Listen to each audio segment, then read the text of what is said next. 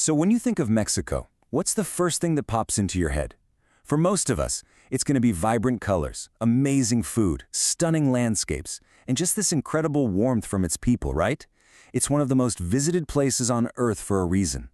But you gotta wonder, how did this incredible culture come to be?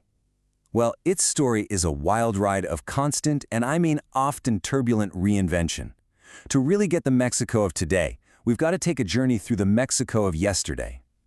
This quote, man, it just hits the nail on the head. It perfectly sets the stage for what we're going to explore. We're going to see how a nation was literally forged in the fire of collapsing empires, centuries of colonial rule, and bloody revolution, all of which led to the Mexico we know and love today. Okay, so first things first, we have to go way, way back, like long before any European ships even dreamed of crossing the Atlantic.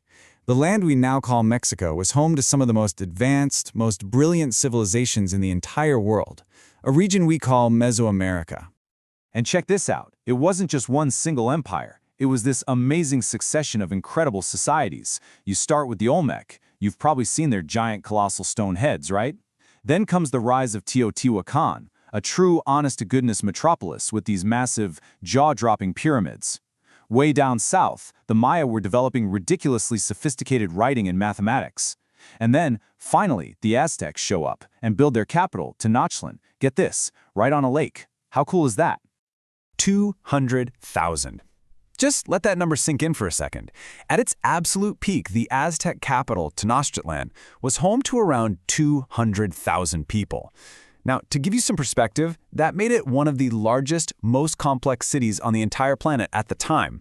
We're talking London, Paris. Tenochtitlan was right up there with them. So how'd they pull that off? Well, the Aztec Empire was basically an economic machine.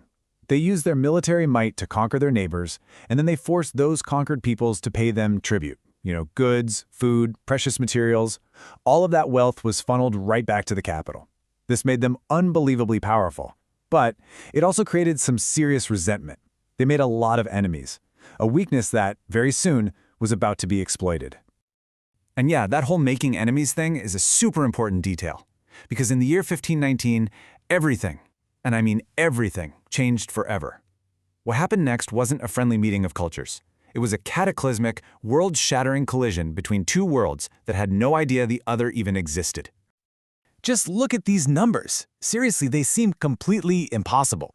You've got Hernán Cortés with about 500 soldiers up against an empire of millions of people, and yet the whole empire falls in just 2 years.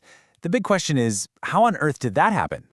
Well, the answer really boils down to 3 key things. First, Cortés didn't go it alone. He was smart, and he expertly used all that resentment we talked about, making alliances with local tribes who were more than happy to help him take down the Aztecs.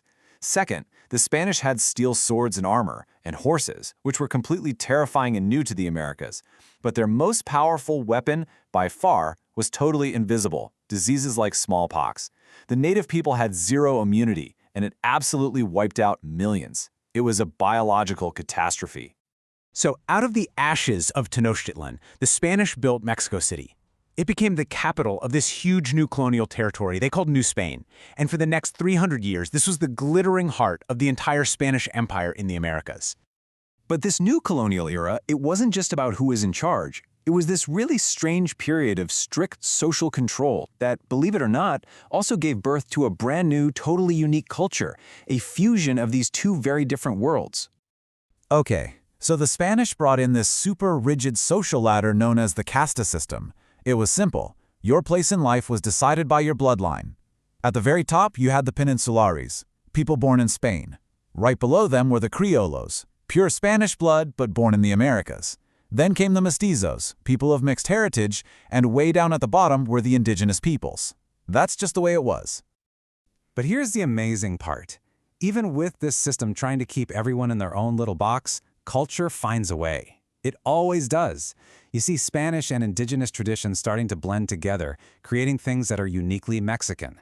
We're talking about tequila, mariachi music, the horsemanship of the charros, even something as iconic as Dia de los Muertos, the Day of the Dead.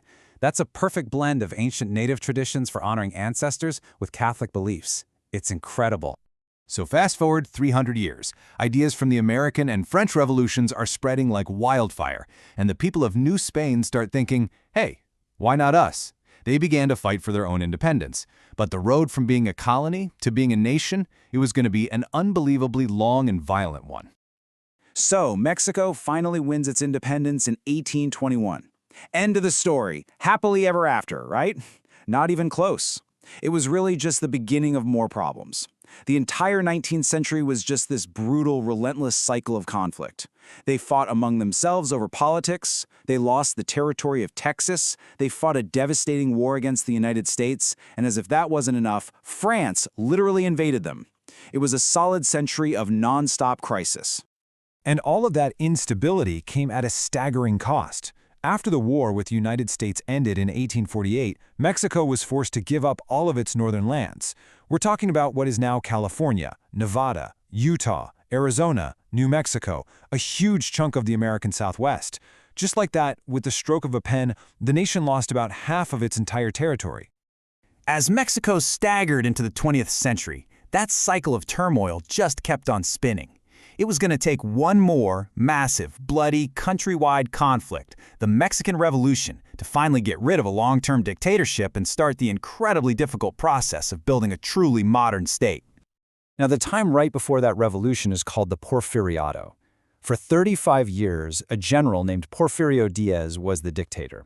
And on the surface, he did a lot of good things. He brought in railroads, foreign investment, and gave the country a kind of stability it hadn't seen in 100 years. But it all came at a price. There was no political freedom, and the gap between the rich and the poor grew into a massive canyon. It was basically a powder keg just waiting for a spark. So after the smoke from the revolution cleared, a new political party called the PRI came to power. And for 71 straight years, they ran the country. This brought a kind of stability no one had ever seen before, but it was also widely criticized for basically being a one-party system that really choked out any true democratic competition. Under the PRI, Mexico's economy went on an absolute roller coaster. In the years after World War II, you had what they call the Mexican miracle, decades of incredible economic growth that really cemented the party's power. But by the 1970s and 80s, that boom went bust. Years of crisis, debt, and a crashing currency shook the whole country and started to loosen the PRI's iron grip on power. So, when you look at the whole story, from ancient empires to colonial fusion to revolution and rebirth, what you really see is a profound story of resilience. This is a nation that has been shaped by constant, non-stop, turbulent change. And maybe that's the key. Maybe after enduring so much, Mexico's greatest strength is the spirit of its people. This deep-seated ability not to dwell on a difficult past, but to celebrate and to live life to the absolute fullest, right here and right now. Something to think about, isn't it?